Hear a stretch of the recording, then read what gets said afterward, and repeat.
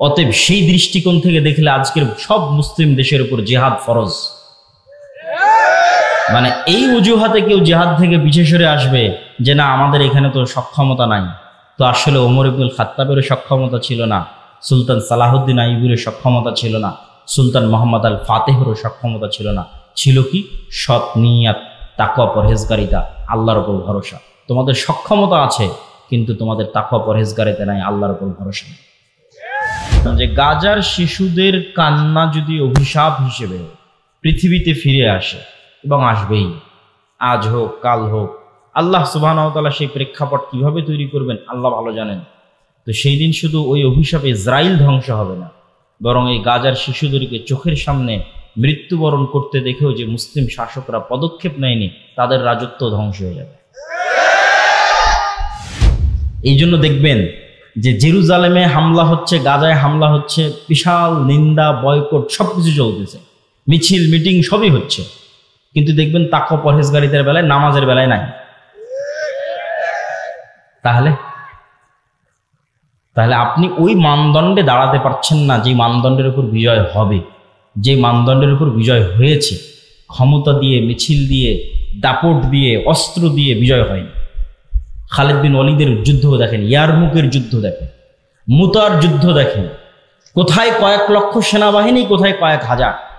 সুলতান সালাহুদ্দিন আইয়ুবীর হিত্তিনের যুদ্ধ দেখেন, কোথায় কয়েক লক্ষ প্রশিক্ষিত নাইট যোদ্ধা, আর কোথায় মরুভূমির এক প্রান্ত থেকে আর এক প্রান্ত ঘুরে বেড়ানো এক অসহায় মরুবিদুইন। মাত্র কয়েক হাজার সৈন্যবাহিনী সুলতান সালাহুদ্দিন আইয়ুবীর হাতে। তুরস্কের ইস্তাম্বুল বিজয় পড়েন সুলতান মোহাম্মদ আল ফাতেহ। বাইজেন্টাইন সাম্রাজ্যের যে কেন্দ্র রাজধানী তুরস্কের ইস্তাম্বুল, কিভাবে উনি বিজয় করেছেন? ওনার কি বা ক্ষমতা ছিল? কোনো ক্ষমতা ছিল না। সবগুলো বিজয় হয়েছে তাকওয়া, পরহেজগারিতার, আল্লাহর উপর ভরসা। অতএব সেই দৃষ্টিকোণ থেকে দেখলে আজকের সব মুসলিম দেশের উপর জিহাদ ফরজ। মানে এই অজুহাতে কেউ জিহাদ থেকে পিছে সরে আসবে যে না আমাদের এখানে তো সক্ষমতা নাই, তো আসলে ওমর ইবনুল খাত্তাবেরও সক্ষমতা ছিল না, সুলতান সালাহুদ্দিন আইয়ুবীর সক্ষমতা ছিল না, সুলতান মোহাম্মদ আল ফাতেহেরও সক্ষমতা ছিল না। ছিল কি? সৎ নিয়াত, তাকওয়া, পরহেজগারিতা, আল্লাহর উপর ভরসা। তোমাদের সক্ষমতা আছে কিন্তু তোমাদের তাকওয়া পরহেজগারিতা নাই, আল্লাহর উপর ভরসা নেই। সম্মানিত উপস্থিতি, তাহলে কেন আজ মুসলমানদের এই অবস্থা? তার একটা উদাহরণ তো পেয়ে গেলেন, যে ক্ষমতা দিয়ে মুসলমানেরা কোনোদিন বিজয় হয়নি। ক্ষমতা দিয়ে যদি বিজয় হতো তাহলে বাংলাদেশের ছাত্ররাও এই সরকারকে সরাতে পারত না, কেননা একদিকে ছিল ওপেন রাইফেল আর একদিকে খালি হাত। এতে সম্পূর্ণ অসামঞ্জস্য। কিন্তু ওই যে যখন মানুষ শক্ত সিদ্ধান্ত নেয়, আল্লাহর উপর ভরসা করে, তখন আল্লাহ সুবহানাহু ওয়া তাআলা রাস্তা সহজ করে দেয়। ওই জন্য আল্লামা ইকবালের একটা কবিতা আছে कि काफिर है तो शमशीर पे करता है भरोसा। কাফেরেরা তরবারির উপর ভরসা করে, আর মমিন হয় তো বেতেক ভি লড়তা है সিপাহী। আর যদি মুমিন হয় তো ঢাল তলোয়ার ছাড়াই যুদ্ধের মাঠে ঝাঁপিয়ে পড়ে, কেননা মুমিনের কাছে শাহাদতের মৃত্যু সবচেয়ে প্রিয়। এবং আল্লামা ইকবালের আরো একটা কবিতা আছে এটাকে, এই বিষয়টাকে তুলে ধরার জন্য। তু হুনার আজমা হাম জিগার আজমায়েঙ্গে। তোর কাছে অস্ত্র আছে, তুই তোর রাইফেল আর বম যত আছে সব পরীক্ষা কর, আর আমরা কিসের পরীক্ষা দিব? আমরা হচ্ছে জীবনের পরীক্ষা দিব। তোর রাইফেলের গুলিতে মরে যাব, তোর বমের আঘাতে শহীদ হয়ে যাব, কতগুলো মারবি, মেরে ফেলে। তো হুনার আজমা হাম জিগার আজমায়েঙ্গে। তোর হাতে রাইফেল আছে, আমার কলজা আছে। এটা আল্লামা ইকবালের কবিতা। তো যখনই মানুষ মৃত্যুকে পরোয়া করে না এবং মৃত্যুকে পেছনে ফেলে দিয়ে সামনের দিকে আগায়, তখন বিজয় সুনিশ্চিত। কিন্তু এই যে দুনিয়ার ঐশ্বর্য, দুনিয়ার উন্নয়ন, দেখবেন যে একদিকে গাজায় ক্রন্দন চলছে, আর একদিকে দেখবেন দুবাইয়ের কথা বলেন বা যে কোনো দেশের কথা বলেন, দেখবেন রঙ্গলীলায় মত্ত। তো ওই দুনিয়ার ওই নেশা ছেড়ে দিয়ে কিভাবে জেহাদে অবতীর্ণ হবে?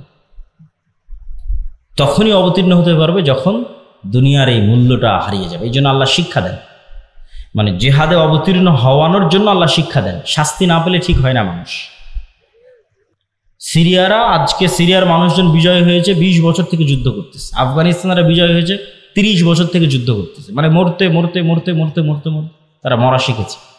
ফিলিস্তিনের মানুষেরও বিজয় হবে, তারাও জানের কুরবানি দিচ্ছে, কিন্তু যারা এই তামাশা দেখছে তাদের উপরও কিন্তু এই শাস্তি আযাব নেমে আসবে, নেমে আসার আগে যতক্ষণ সতর্ক না হবে। তাহলে এখানে আরেকটা বিষয় আমাদের মনে রাখতে হবে যে আমরা এই অবস্থায় দাঁড়িয়ে কেন, এই গোলামির জিঞ্জির আমাদের গলায় কেন। যে গাজার শিশুদের কান্না যদি অভিশাপ হিসেবে পৃথিবীতে ফিরে আসে, এবং আসবেই, আজ হোক কাল হোক, আল্লাহ সুবহানাহু ওয়া তাআলা সেই প্রেক্ষাপট কিভাবে তৈরি করবেন আল্লাহ ভালো জানেন। তো সেই দিন শুধু ওই অভিশাপে ইসরাইল ধ্বংস হবে না, বরং এই গাজার শিশুদেরকে চোখের সামনে মৃত্যুবরণ করতে দেখেও যে মুসলিম শাসকরা পদক্ষেপ নেয়নি, তাদের রাজত্ব ধ্বংস হয়ে যাবে। এই গোলামির জিঞ্জির আমাদের গলায় এর আরেকটা গুরুত্বপূর্ণ কারণ আমার দৃষ্টিতে মনে হয়েছে, আমি সব বক্তব্যে বলেছি, আপনারা শুনেছেন কিনা আমি জানি না, আমি বলেছি আজকের যুগের মুসলমানেরা আজকের যুগের বানু ইসরাইল। আজকের যুগের মুসলমান বানু ইসরাইল মানে তাহলে আগে বানু ইসরাইল কারা? পবিত্র কোরআন খোলেন, পবিত্র কোরআনের সূরা বাকারার একটা বড় অংশ জুড়ে আল্লাহ বানু ইসরাইলদের কথা বর্ণনা করেছে। তো বানু ইসরাইলদের কথা আল্লাহ কোরআনে বর্ণনা করেছে, আমি দুই একটা বলি তাহলে বুঝবেন বানু ইসরাইল কারা। এবার ওদের সাথে আমাদের মিলাবেন। বানু ইসরাইলের বর্ণনা আল্লাহ দিচ্ছে যে বানু ইসরাইলেরা চোখের সামনে দেখলো যে ফেরাউন ডুবে গেল। বানু ইসরাইলেরা চোখের সামনে দেখলো যে ফেরাউন ডুবে গেল। চোখের সামনে ফেরাউনকে ডুবতে দেখার পরও বানু ইসরাইলরা মুসা আলাইহিস সালামকে বলছে, লান নুমিনা লাকা হাত্তা নারাল্লাহ জাহরা, মুসা তোমার আল্লাহর উপর ততক্ষণ ঈমান আনবো না যতক্ষণ না তোমার আল্লাহকে নিজে চোখে না দেখবো। বলে নাউজুবিল্লাহ, তুই এর চেয়ে বড় কি দেখবি? তোর চোখের সামনে ফেরাউন ডুবে গেল, সমুদ্রের মধ্যে 12টা রাস্তা তৈরি হলো, এবং যে 12টা রাস্তা দিয়ে তোরা পার হয়ে গেলি, সেই 12টা রাস্তা যখন ফেরাউন পার হতে লাগলো তখন সে 12টা রাস্তা পানিতে মিশে ফেরাউন ডুবে গেল। এরপরে কেমনে একটা জাতি বলতে পারে ততক্ষণ তাওরাতে বিশ্বাস করবো না যতক্ষণ আল্লাহকে সচক্ষে না দেখছি? শুধু কি তাই, এই সমুদ্র যখন পার হয়ে গেল তখন এটা মরুভূমি। তুর পাহাড় যদি কোনোদিন দেখতে পান, মিশরে যদি কোনোদিন যান, তুর পাহাড় যদি দেখেন, তাহলে দেখবেন তুর পাহাড় এবং তার আশেপাশের পুরো অঞ্চল মরুভূমি, আর আরেক পাশের অঞ্চল সমুদ্র। তো যেই সমুদ্র মুসা আলাইহিস সালাম পার হয়েছে, আর এই তুর পাহাড়ের আশেপাশে মুসা আলাইহিস সালাম ঘুরপাক খাচ্ছে সমুদ্র পার হওয়ার পর, ফেরাউনের মৃত্যুর পর। তো মরুভূমিতে তো পানিও বের হবে না, মরুভূমিতে তো কোনো ফসলও হবে না। তাহলে পানি বলতে সমুদ্রের পানি, সমুদ্রের পানি তো লবণ পানি, তো লবণ পানি খাবে কিভাবে? ওয়াইজ ইসতাসকা মূসা লিকওমিহি ফাকুলনা যরিব বিআসাকাল হাজার ফানফাজারাত মিনহু ইসনাতা আশারাতা আইনা। যখন বানু ইসরাইল মুসা আলাইহিস সালামকে বলল মরুভূমিতে পানির ব্যবস্থা নাই, তোমার আল্লাহকে বলো পানির ব্যবস্থা করে দিতে, তখন আমরা মুসাকে বললাম, মুসা তোমার হাতের লাঠি পাথরে আঘাত করো। যখন মুসা আলাইহিস সালাম বিসমিল্লাহ বলে হাতের লাঠি পাথরে আঘাত করলেন, তখন মরুভূমির মধ্যে পানির কোনো উৎস ছাড়াই পাথরের মধ্যে থেকে 12টা ঝর্ণা বের হয়ে গেল। আল্লাহ, পানির ব্যবস্থা হয়ে গেল। খাবার, আল্লাহ বলছে তোমাদের জন্য জান্নাত থেকে মান্নার সালোয়া পাঠাবো খাবার হিসেবে। প্রতিদিন সকালবেলা মান্না সালোয়া আসতে লাগলো। মান্না সালোয়া কি? মান্না সালোয়া হচ্ছে এক উন্নত প্রজাতির পাখি আর পৃথিবীর সর্বোন্নত প্রজাতির মাশরুম। তো এই মান্না সালোয়া নিয়ে যখন আমি একবার গবেষণা করেছিলাম, তখন দেখেছিলাম, এখনকার দাম কম বেশি হতে পারে, যে আজকের পৃথিবীর সর্বোন্নত যে মাশরুম, এই সর্বোন্নত মাশরুমের বর্তমান 1 কেজি মাশরুমের দাম বাংলা টাকায় 4 থেকে 5 লক্ষ টাকা। আল্লাহু আকবার, 1 কেজি মাশরুমের দাম 4 থেকে 5 লক্ষ টাকা। সেই খাবার আল্লাহ ফ্রিতে দিত। তাহলে মরুভূমিতে পানি বের হয়ে গেল, মরুভূমিতে জান্নাত থেকে খাবার আসে। তারপরও বানু ইসরাইল বলছে লান নাসবিরা আলা তুআমিন ওয়াহিদ ফাদউ লানা রাব্বাক। এগুলো সব সূরা বাকারা থেকে আমি পড়তেছি। তোমার আল্লাহকে বলো এই রোজ এক খাবার ভাল লাগে না, আল্লাহকে বলো এই মরুভূমির থেকে ডাল, চাল, রসুন, পেঁয়াজ, আদা বের করে দিতে। তখন মুসা আলাইহিস সালাম আল্লাহর সাথে কথা বললেন। আল্লাহ বলছে ঠিক আছে, এই মরুভূমি পার হওয়ার পর সুজলা সুফলা শস্য শ্যামলা একটা এলাকা আছে, যেটা তোমার বাপদাদার, মুসা আলাইহিস সালামের বাপদাদার। মুসা আলাইহিস সালামের বাপদাদার কিভাবে? মুসা আলাইহিস সালামের বাপদাদার কিভাবে, এটা বোঝার জন্য 1-2 মিনিটে বুঝিয়ে দিচ্ছি। সমুদ্র পার হওয়ার সময় কয়টা রাস্তা তৈরি হয়েছিল? 12টা। ঝর্ণা ফাটার সময় কয়টা ঝর্ণা বের হলো? আল্লাহ কিন্তু কোরআনে বলছে ইসনা আশার, 12টা। এটা হচ্ছে ইউসুফ আলাইহিস সালামের 12 ভাই, ইয়াকুব আলাইহিস সালামের 12 সন্তান, ইউসুফ আলাইহিস সালামের 12 ভাইয়ের পরবর্তী বংশধর হচ্ছে তারা। ইউসুফ আলাইহিস সালামের 400 বা 300 বছর পর মুসা আলাইহিস সালাম আসছে, ওই বংশে, ইব্রাহিম আলাইহিস সালামের বংশে, ইসহাক আলাইহিস সালামের বংশে, ইয়াকুব আলাইহিস সালামের বংশে, ইউসুফ আলাইহিস সালাম এবং তার ভাইদের বংশে, তারাই বানু ইসরাইল। তাহলে এরা সবাই হচ্ছে নবীদের সন্তান। কোন নবীর সন্তান? ইব্রাহিমের সন্তান, ইসহাকের সন্তান, ইয়াকুবের সন্তান, ইউসুফ আর তার ভাই। তারা বলতেছে আল্লাহকে মানবো না যতক্ষণ না আল্লাহকে চোখে না দেখবো। তো তখন আল্লাহ বলছে ঠিক আছে, এখানে খাবার লাগবে। তো ওই যে তোমাদের বাপদাদার ভূমি জেরুজালেম, বাপদাদার ভূমি কিভাবে? ইব্রাহিম আলাইহিস সালাম এখানে, বক্তব্যের শুরুতে বলেছি, ইরাক থেকে পালিয়ে ইব্রাহিম আলাইহিস সালাম এখানে আসছে। লূত আলাইহিস সালাম এখানে, ইব্রাহিম আলাইহিস সালামের ছেলে ইসহাক এখানে, ইসহাকের ছেলে ইয়াকুব এখানে। ইউসুফ যখন কুয়ায় পড়ে বাজারে মিশরে চলে গেল, তখন ইয়াকুব আলাইহিস সালাম 12 ছেলে সব মিশরে গেলেন। তা বাদে তো সব জেরুজালেম। তাহলে আজ 400 বছর পর, ওই যে 400 বছর আগে ইউসুফ আলাইহিস সালাম মিশরে গেছিল, তারপর ভাইয়েরা মিশরে গেছিল, আজ 400 বছর পর বানু ইসরাইলকে আল্লাহ বলছে, মুসা আলাইহিস সালামকে আল্লাহ বলছে তোমার বাপদাদার ভূমি, যেখানে ইব্রাহিম থাকতো, ইসহাক থাকতো, ইয়াকুব থাকতো, ওটা সুজলা সুফলা শস্য শ্যামলা, যাও যুদ্ধ করে বিজয় করো। তখন নবীর সন্তানেরা বলতেছে, যাদের কাছে জান্নাত থেকে খাবার আসে, যাদের কাছে ঝর্ণা ফেটে পানি বের হয়, যাদের কারণে আল্লাহ ফেরাউনকে ডুবিয়ে দিয়েছে, 12টা রাস্তা তৈরি করে দিয়েছে, তারা বলছে ইযহাব আনতা ওয়া রাব্বুকা ফাকাতিলা, তুমি আর তোমার আল্লাহ গিয়ে যুদ্ধ করো। নাউযুবিল্লাহ। তাহলে এরা হচ্ছে বানু ইসরাইল। তো এদের সাথে মুসলমানদের তুলনা কি? এরা নবীর সন্তান হওয়ার পর কতটা ধোঁকাবাজ, কতটা শঠতাপূর্ণ, কতটা মুনাফিক, কতটা মিথ্যুক, কথা দিয়ে কথা রাখে না, কৌশল করে, কূটকৌশল করে, চালাকি করে, ধোঁকা দেয়। এক পর্যায়ে মুসা আলাইহিস সালাম বিরক্ত হয়ে গেছে। ফাফরুক বাইনানা, আল্লাহ আমি আর আমার কওমের দায়িত্ব পালন করতে পারবো না। মুসা আলাইহিস সালাম রিজাইন পত্র দিয়ে দিয়েছে, পদত্যাগ পত্র জমা দিয়ে দিয়েছে, ক্লান্ত হয়ে গেছে। তো ওরা যেমন, ওই বানু ইসরায়েলেরা যেমন মিথ্যুক, ধোঁকাবাজ, শঠতা, মুনাফিক হয়ে গেছিল, আজকের যুগের মুসলমানেরা তাই হয়ে গেছে। এটা আপনি আপনার আশেপাশে যে কোনো জায়গায় তাকালে দেখতে পাবেন যে হুবহু বানু ইসরায়েলের চরিত্র মুসলমানদের মধ্যে চলে এসেছে। আর এই কারণেই আল্লাহ বানু ইসরায়েলের এত লম্বা ঘটনা কোরআনে বলে রেখেছে, কেন আল্লাহ জানে একদিন উম্মতে মুহাম্মাদি বানু ইসরায়েল হবে। তো এটা পড়ে যেন শিখি, এদের ঘটনাগুলো পড়ে যেন শিখি, আল্লাহ জানে যে উম্মতে মুহাম্মাদিন বানু ইসরায়েল হয়ে যাবে। এই জন্য রাসূলুল্লাহ সাল্লাল্লাহু আলাইহি ওয়াসাল্লাম বলেছেন আয়াতুল মুনাফিক সালাসা, মুনাফিকের আলামত 3টা। কথা বললে মিথ্যা বলে, গালি দেয়, ওয়াদা ভঙ্গ করে, মিথ্যা বলে, এগুলো হচ্ছে মুনাফিকের আলামত। এবার আপনি আপনার আশেপাশে দেখেন, নামাজ ঠিক আছে, দাড়ি ঠিক আছে, টুপি ঠিক আছে, হজ ঠিক আছে, ওমরা ঠিক আছে, সব ঠিক আছে। এমনকি ফিলিস্তিনের গাজায় যদি যান, মিশরে যদি যান, দেখবেন যে সব কিছু ঠিক আছে, কিন্তু একটা জায়গায় ধরা খেয়ে যাবে। দেখবেন যে নিজের মুসলমান ভাইয়ের রক্তের উপর বিক্রি করে দালালি চলতেছে।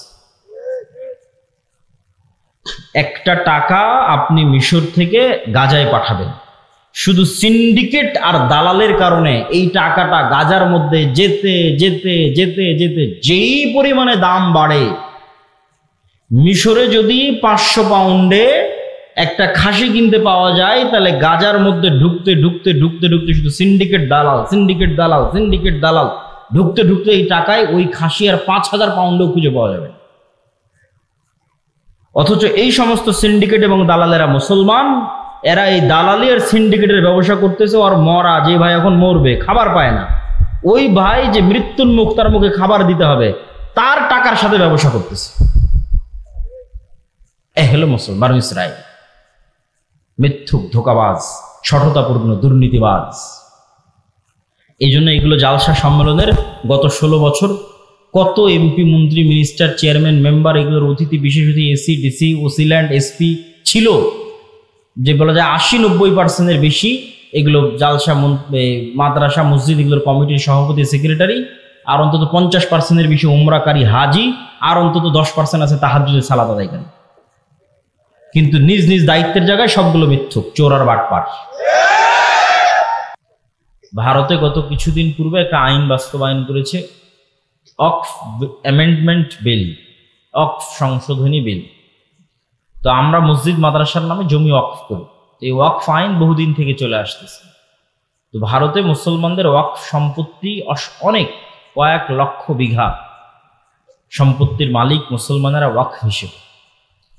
তো এগুলোর উপর মসজিদ প্রতিষ্ঠিত, মাদ্রাসা প্রতিষ্ঠিত। তো মুসলমানদের এই সম্পত্তিগুলো কিভাবে দখল করে নেওয়া যায়, ঠিক যেভাবে ব্রিটিশরা চিরস্থায়ী বন্দোবস্ত বা বাজেয়াপ্ত, যে লাখেরাজ সম্পত্তি বাজেয়াপ্তকরণ যে আইন বাস্তবায়ন করেছিল ব্রিটিশরা এই দেশে আসার পর, লাখেরাজ মানে যে সম্পত্তির খাজনা লাগতো না, কর লাগতো না।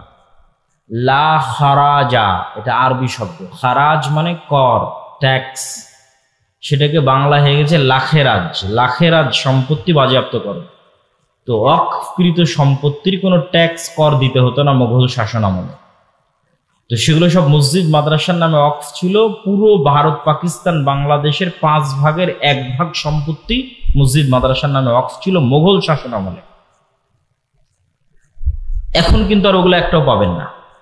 এখন যত মাদ্রাসায় দেখেন সব 100, 150, 200, মসজিদ দেখেন 100, 150, 200। 2-1টা খুব পুরাতন মসজিদ 500 বছরের পাওয়া যেতে পারে, কেননা সব সম্পত্তি ব্রিটিশরা বাজেয়াপ্ত করে সরকারি কোষাগারে দিয়ে দিয়েছিল এবং জমিদারদের মতো বন্টন করে দিয়েছিল। ফলত সব মসজিদ মাদ্রাসা একদিনে সম্পত্তিবিহীন হয়ে গেছিল। ঠিক একইভাবে আজকের ভারত সরকার মুসলমানদের এই গত 150-200 বছরে যে সম্পত্তিগুলো তারা ওয়াকফ করেছে, মোগল শাসন আমলে যেগুলো করেছিল সেগুলো তো ব্রিটিশরা খেয়ে নিয়েছে। ব্রিটিশদের পর থেকে মুসলমানেরা যে গত 150-200 বছরে যা ওয়াকফ করেছে সেটা ধ্বংস করার এবং সেটা খাওয়ার জন্য সকল বন্দোবস্ত সম্পূর্ণ, এবং মুসলমানদেরকে তাদের ধর্মীয় প্রতিষ্ঠানে সম্পূর্ণরূপে পঙ্গু করে দেওয়ার সকল রাস্তা তৈরি করা শেষ। এবং বিদ্বেষ কোন পর্যায়ে গেলে বাদশাহ আলমগীরের মতো একজন মহৎ বাদশার কবর পর্যন্ত খুঁড়ে তার লাশকে পর্যন্ত, মানে লাশের উপর পর্যন্ত রাগ মিটানোর যে খাহেশ, যে আগ্রহ, এই বিদ্বেষ কোথায় গেলে এই আগ্রহ হতে পারে? সম্মানিত উপস্থিতি, এখান থেকে কি বলতে চাচ্ছিলাম, এই ভারতের মুসলমানদের যদি আপনি বাঁচাতে না পারেন তো একদিন আপনিও বাঁচবেন না। রোহিঙ্গার মুসলমানদের যদি আপনি বাঁচাতে না পারেন তো একদিন আপনিও বাঁচবেন না। আজকে আরব বিশ্ব যদি গাজার মুসলমানদের বাঁচাতে না পারে তো একদিন তারাও বাঁচবে না। এটা পৃথিবীর নিয়ম। আপনি যদি নিজে বাঁচতে চান তাহলে আগে আপনার প্রতিবেশীকে বাঁচাতে হবে। আপনার পাশে যে বাড়িতে আগুন লেগেছে সেই বাড়ির আগুন নিভাতে হবে, না হলে সে আগুন আস্তে আস্তে আস্তে আস্তে আপনার বাড়িতে চলে আসবে। তাহলে আপনি যদি স্বাধীন থাকতে চান তাহলে আপনার পার্শ্ববর্তী দেশ রোহিঙ্গা মুসলমানদের স্বাধীনতা নিশ্চিত করতে হবে, ভারতের মুসলমানদের স্বাধীনতা নিশ্চিত করতে হবে, আরব বিশ্বের মুসলমানদের, গাজার মুসলমানদের স্বাধীনতা নিশ্চিত করতে হবে, তাহলে তারাও স্বাধীন থাকবে। না হলে যেই বিস্ফোরা, ইসরায়েলের যে বিস্ফোরা, আজকে মনে করছেন গাজাকে মাটির সাথে মিশিয়ে দিয়েছে, কালকে জর্ডানকে মাটির সাথে মিশিয়ে দিবে না, লেবাননকে মাটির সাথে মিশিয়ে দিবে না, সিরিয়াকে মাটির সাথে মিশিয়ে দিবে না, এর কোনো গ্যারেন্টি নেই। এই জন্য মুসলমানদের সতর্ক হওয়া অতীব জরুরি। এখান থেকে আমাদের পরের প্রশ্ন, পরের শিক্ষার বিষয় হচ্ছে, কেন মুসলমানদের আজ এই অবস্থা? এই যে সমগ্র বিশ্বে মুসলমানদের উপর জুলমের স্টিম রোলার চলছে, মায়ানমারের আরাকান থেকে পার্শ্ববর্তী দেশ ভারত থেকে আরব বিশ্বের ইসরায়েল পর্যন্ত, চায়নার উইঘুর মুসলমান পর্যন্ত, সমগ্র বিশ্বে মুসলমানদের উপর যে জুলমের স্টিম রোলার চলছে, মুসলমানেরা এইভাবে গোলাম কিভাবে হয়ে গেল? এর পিছনের কারণ কি এবং এটার থেকে মুসলমানেরা মুক্তি পাবে কিভাবে? এর পিছনের কারণ এবং এর থেকে মুক্তি পাওয়ার মানদণ্ড যদি আমরা দাঁড় করাই, ফিলিস্তিন দিয়ে দাঁড় করানো যাবে। কিভাবে ফিলিস্তিন দিয়ে দাঁড় করানো যাবে? আগে আপনাকে এই ফিলিস্তিনের মাটির গুরুত্বটা বুঝতে হবে। যে আয়াত আমি তেলাওয়াত করেছি, আল্লাহ বলছেন, সুবহানাল্লাযী আসরা বিআবদিহি লাইলাম মিনাল মাসজিদিল হারাম ইলাল মাসজিদিল আকসা। মহাপবিত্র সেই আল্লাহ যে তার বান্দাকে মক্কার হারাম থেকে, মানে মুহাম্মদ সাল্লাল্লাহু আলাইহি ওয়াসাল্লামকে মক্কার হারাম থেকে রাতের অন্ধকারে ওই মসজিদে আকসায় নিয়ে গেছেন, যেই মসজিদে আকসার চতুর্দিক আল্লাহ বরকত দিয়ে ঘিরে রেখেছে। আল্লাহু আকবার। কোরআনের আয়াতের অনুবাদ করলাম, বারাকনা হাওলা, যে মসজিদে আকসার চারিদিক আল্লাহ বরকত দিয়ে ঘিরে রেখেছে। আর এক আয়াতে আল্লাহ সুবহানাহু ওয়া তাআলা বলছেন, ওয়ানাজ্জাইনাহু ওয়া লূতান ইলাল আরদিল্লাতী বারাকনা ফীহা লিল আলামিন। আমি আল্লাহ ইব্রাহিমকে আশ্রয় দিয়েছি ওই মাটিতে, আমি আল্লাহ লূতকে আশ্রয় দিয়েছি ওই মাটিতে, যেই মাটিতে আমি বরকত রেখেছি সমগ্র পৃথিবীর মানুষের জন্য। কোন মাটিতে আশ্রয় দিয়েছেন? ইব্রাহিম আলাইহিস সালাতু ওয়াস সালামের বাপের বাড়ি ইরাক। বাপ যখন বাড়ি থেকে বের করে দিয়েছে, ইরাক থেকে পালিয়ে উনি আশ্রয় নিয়েছেন জেরুজালেমে, ফিলিস্তিন, শামে। তখন এই দেশের নাম ফিলিস্তিন ছিল না, শাম ছিল। ফিলিস্তিন, লেবানন, জর্ডান, ইসরায়েল, সিরিয়া, এগুলো সব হচ্ছে শাম। হাদিসে যেখানে শাম আসবে, তথা বাংলায় যেখানে, ইংরেজিতে যেখানে আমরা সিরিয়া বলবো, এগুলো সব তার অন্তর্ভুক্ত। ফিলিস্তিন শামের অন্তর্ভুক্ত, লেবানন শামের অন্তর্ভুক্ত, ইসরায়েল শামের অন্তর্ভুক্ত, জর্ডান শামের অন্তর্ভুক্ত, সিরিয়া নিজেও শামের অন্তর্ভুক্ত। তো ইব্রাহিম আলাইহিস সালাতু ওয়াস সালাম ইরাক থেকে শামে হিজরত করলেন, আর লূত আলাইহিস সালাতু ওয়াস সালামের কওমকে আল্লাহ উল্টিয়ে দিলেন, ধ্বংস করলেন। তখন লূত আলাইহিস সালাম ঈমানদারদের নিয়ে শামে আশ্রয় নিলেন, তথা জেরুজালেম, মসজিদে আকসা এবং তার পার্শ্ববর্তী অঞ্চলে আশ্রয় নিলেন। তো এই দুই নবী যেই মাটিতে আশ্রয় নিয়েছে, সেই মাটিকে আল্লাহ বলছেন যে আমি এই মাটিতে সমগ্র পৃথিবীবাসীর জন্য বরকত রেখেছি। আল্লাহু আকবার, লিল আলামিন, সমগ্র পৃথিবীবাসীর জন্য। সম্মানিত উপস্থিতি, এই মসজিদে আকসা মুসলমানদের যে ইতিহাস এবং ঐতিহ্য আছে, সেই ইতিহাস এবং ঐতিহ্যের সাথে কিভাবে সম্পৃক্ত।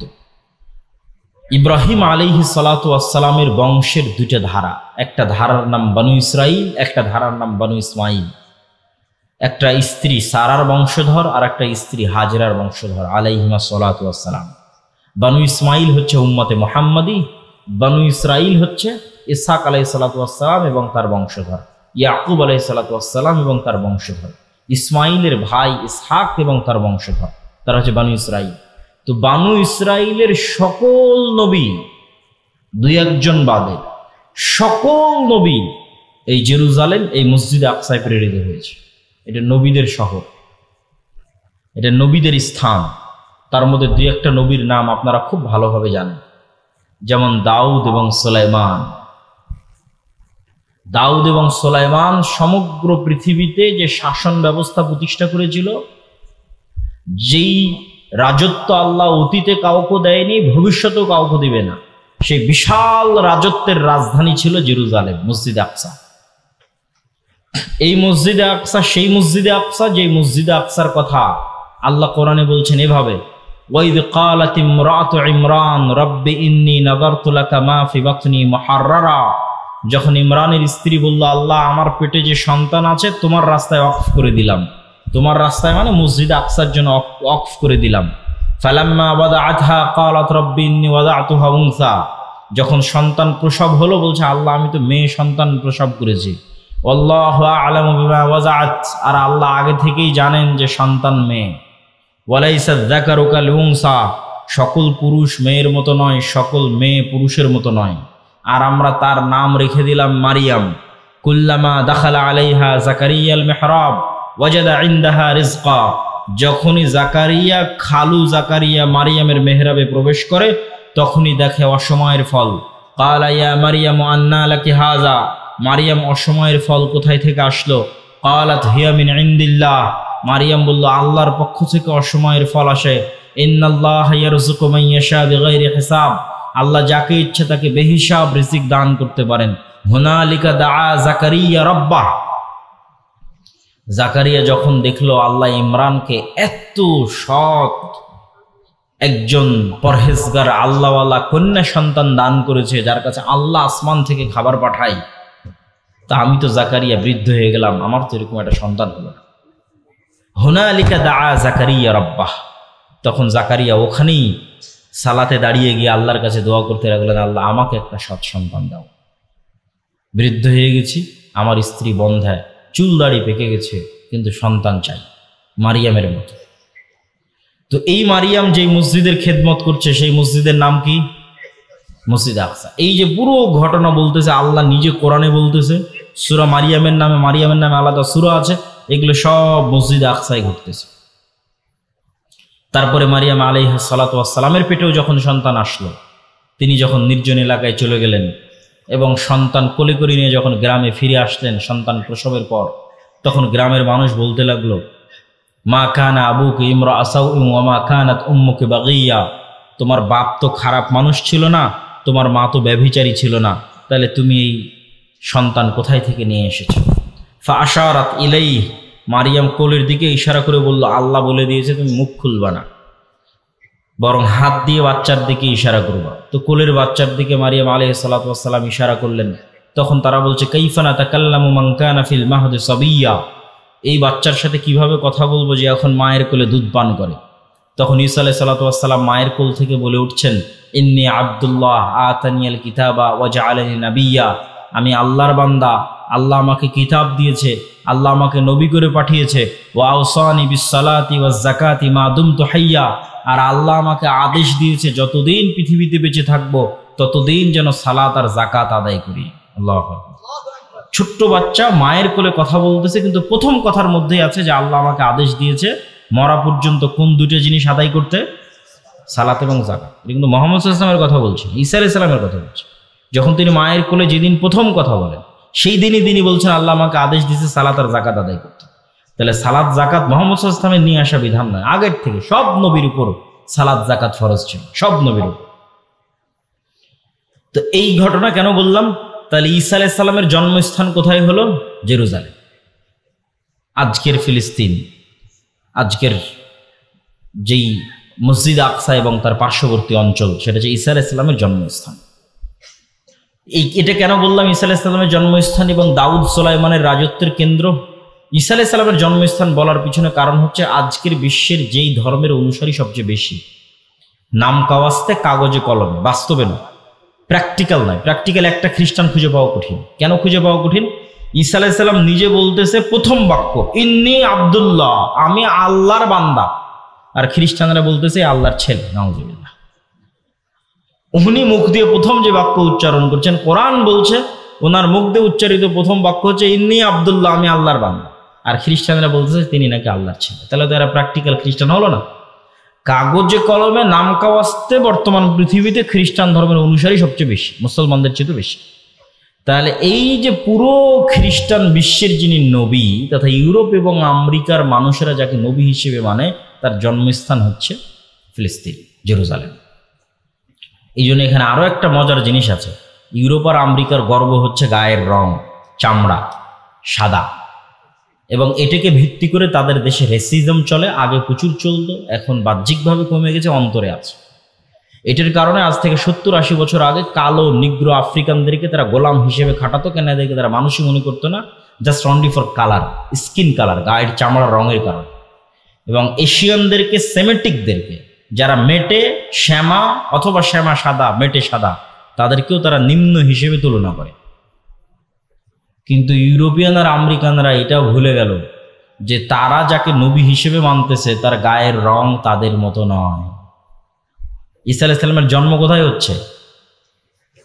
ঈসা আলাইহিস সালামের জন্ম হচ্ছে জেরুজালেমে। ঈসা আলাইহিস সালাম সন্তান কার? ইব্রাহিমের। তাহলে ঈসা আলাইহিস সালাম এশিয়ান, সেমেটিক, অ্যারাবিয়ান।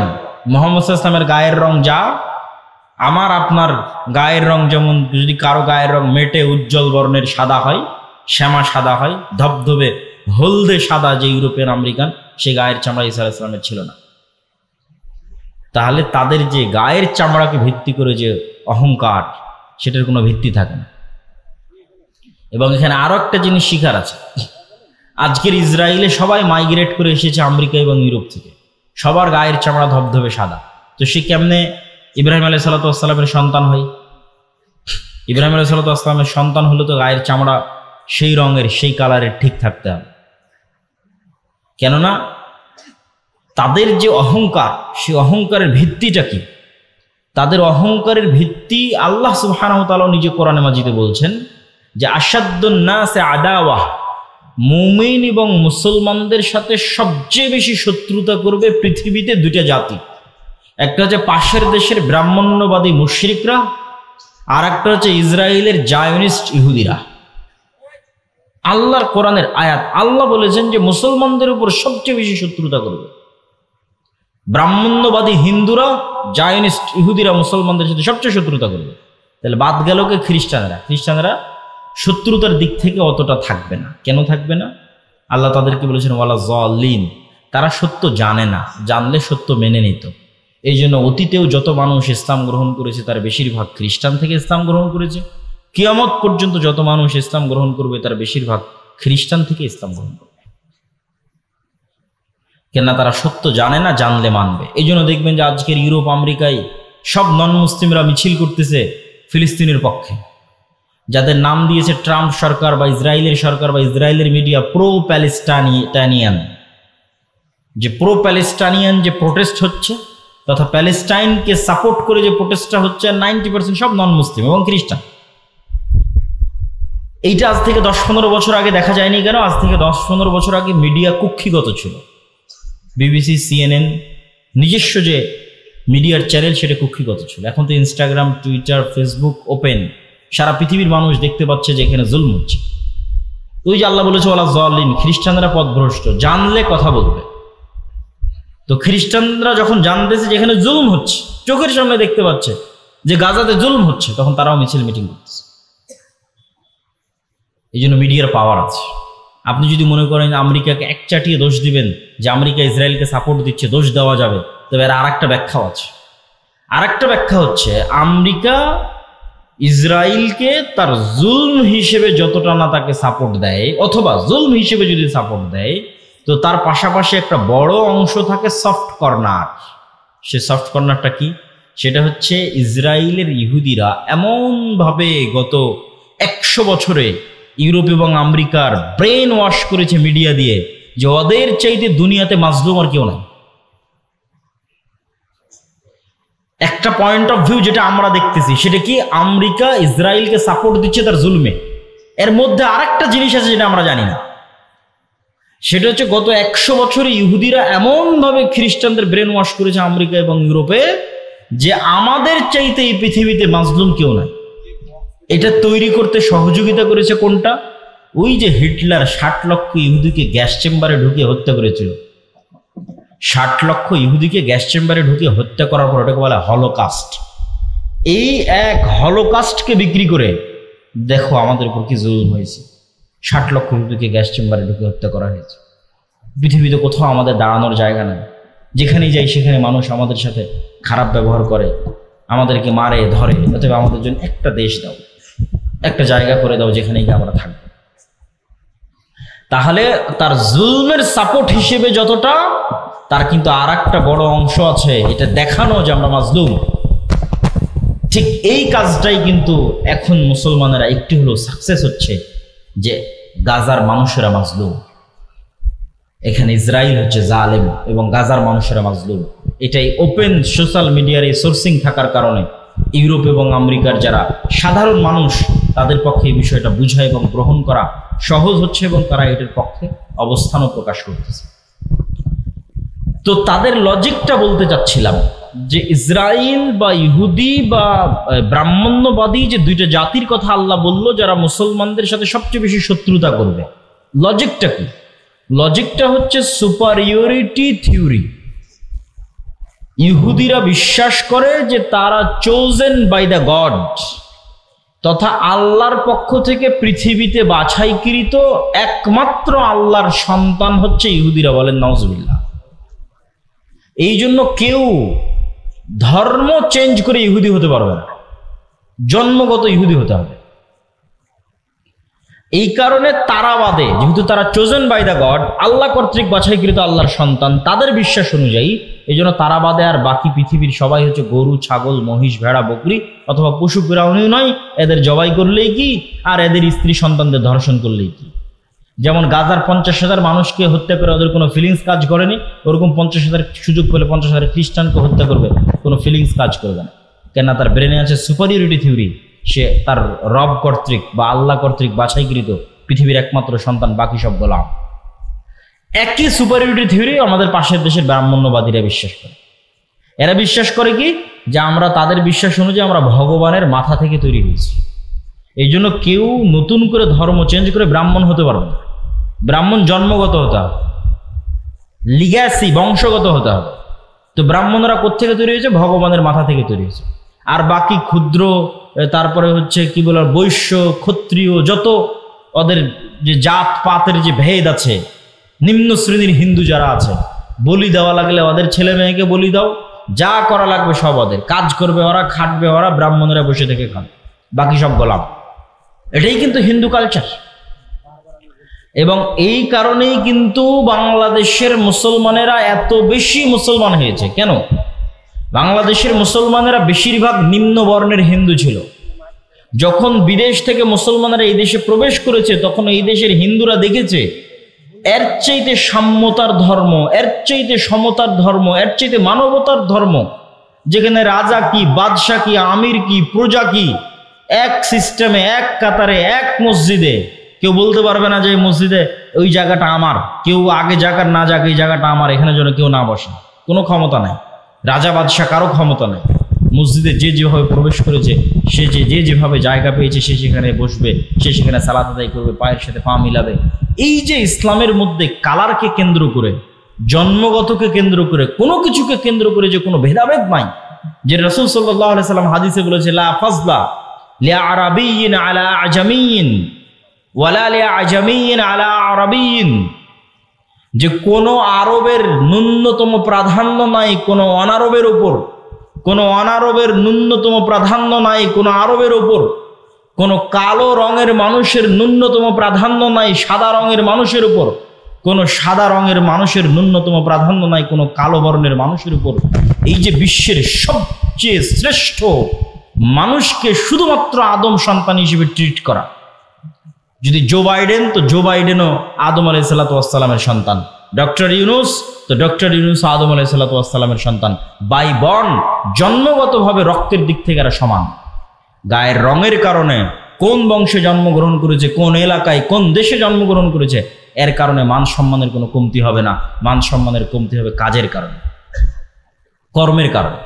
তো যখন এই অঞ্চলের নিম্নবর্ণের হিন্দুরা দেখলো যে তো এর চেয়ে শ্রেষ্ঠ ধর্ম আর হয় না, তখন দলে দলে ইসলাম গ্রহণ করেছে। তাহলে ওখানে ইহুদিদের সুপারিয়রিটি থিওরি, এখানে হিন্দুদের সুপারিয়রিটি থিওরি।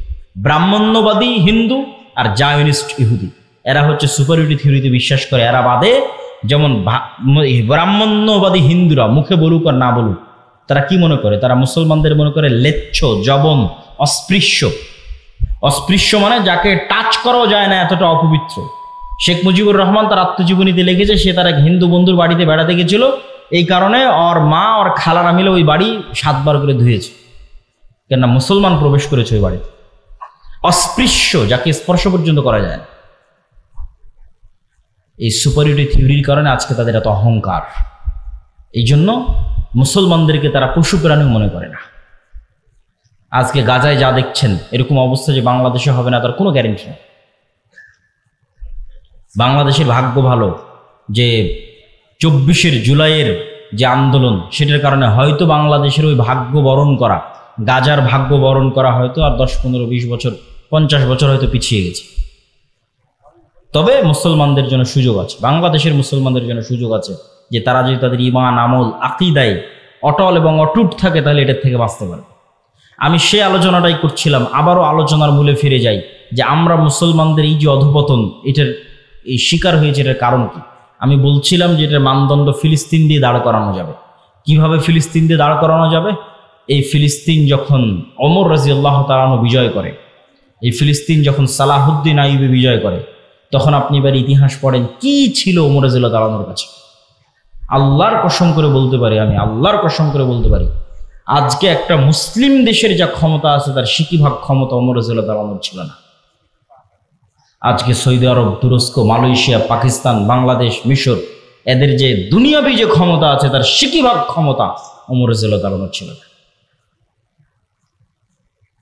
রোমান এম্পায়ারের সাথে তুলনা করলে কিছুই না। তাহলে কি দিয়ে ওমর রাদিয়াল্লাহু তাআলা জেরুজালেম বিজয় করলেন? 12,000 মুজাহিদ জেরুজালেম ঘেরাও করে আছে 1 মাস থেকে, তার মধ্যে 4,000 সাহাবী। আবু উবাইদা ইবনুল জাররাহ চিঠি লিখেছে আমিরুল মুমিনিন খলিফাতুল মুসলিমিন ওমর ইবনুল খাত্তাবের কাছে, যে পাদ্রীরা বলছে আপনি না আসলে চাবি হস্তান্তর হবে না। ওমর রাদিয়াল্লাহু তাআলা মদিনা থেকে রওনা দিলেন জেরুজালেমের উদ্দেশ্যে, 1200 কিলোমিটারের পথ। যখন জেরুজালেমে প্রবেশ করতেছেন, তখন তিনি উটের রশি ধরে টানতেছেন, আর তার গোলাম উটের পিঠে বসে আছে। আবু উবাইদা ইবনুল জাররাহ হন্তদন্ত হয়ে ছুটে এসে বলছে, ইন্নার রোমান লা ইয়ানজুরু ইলাইনা নাজরাতা কিল্লা, আমিরুল মুমিনিন করেছেন কি? আপনার জামা কাপড়ের অবস্থা আর এইভাবে উটের রশি ধরে টানা, এগুলো দেখলে তো পাদ্রীরা হাসাহাসি করে। কেন? ওরা তখন রোমান এম্পায়ারের সবচেয়ে বড় তীর্থস্থান হচ্ছে জেরুজালেম। কত বড় বিজয়!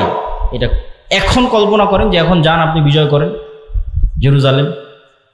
তো এখন বাংলাদেশের ওই চিরির বন্দরের রানীর বন্দরের একটা কৃষক বাংলাদেশ থেকে উঠে গিয়ে জেরুজালেম বিজয় করে নিল। এটা যেমন ওমর রাদিয়াল্লাহু তাআলা আনহুর ওই যুগে জেরুজালেম বিজয় করা তেমন। আমি মনে হয় বুঝাতে পারেন। আবারও আজকে বাংলাদেশের চিরির বন্দরের রানীর বন্দরের একটা কৃষক এখান থেকে উঠে গিয়ে আমেরিকা আছে, ইসরায়েল আছে, ইংল্যান্ড আছে, চায়না আছে, রাশিয়া আছে, বিশ্বের এত সুপার পাওয়ার থাকতো জেরুজালেম বিজয় করে নিয়েছে। এইটা যেমন ঠিক ওই যুগে রোমান এম্পায়ার এবং ওই যুগের পারস্য এম্পায়ার, পার্সিয়ান এম্পায়ার এর উপস্থিতিতে আরবে তৈরি হওয়া এক মরুভূমি থেকে ওমর ইবনুল খাত্তাব খালি হাতে জীর্ণ শীর্ণ অবস্থায় জেরুজালেম বিজয় করে নিয়েছে। তো যে ওমর রাদিয়াল্লাহু তাআলার কাছে কিছু ছিল না। তো আবু উবাইদা ইবনুল জাররাহ বলছে যে আপনাকে দেখলে তো এরা আমাদেরকে ছোট মনে করবে, আপনি যেভাবে আসছেন। ওমর রাদিয়াল্লাহু তাআলা বলছে আমরা জাহিলি যুগে কেউ আমাদের চিনত না। এই বাংলাদেশের একটা কৃষককে যেমন কেউ চিনে না, মাঠে কাজ করা কৃষককে, তো ওই মরুভূমির রাখালকে কে চিনতো? কেউ চিনত না। ওমর রাদিয়াল্লাহু তাআলাকে কেউ চিনত না, জাহিলি যুগে আমাদের কেউ চিনত না। আজকে আমার হাতে জেরুজালেম বিজয় হচ্ছে। তো আমার হাতে জেরুজালেম বিজয় হচ্ছে আ'আজ্জানাল্লাহু বিল ইসলাম। এই সম্মানটা আমরা অর্জন করেছি, এই ক্ষমতাটা আমরা অর্জন করেছি তাকওয়া পরহেজগারিতা, আল্লাহ ভীরুতা দিয়ে।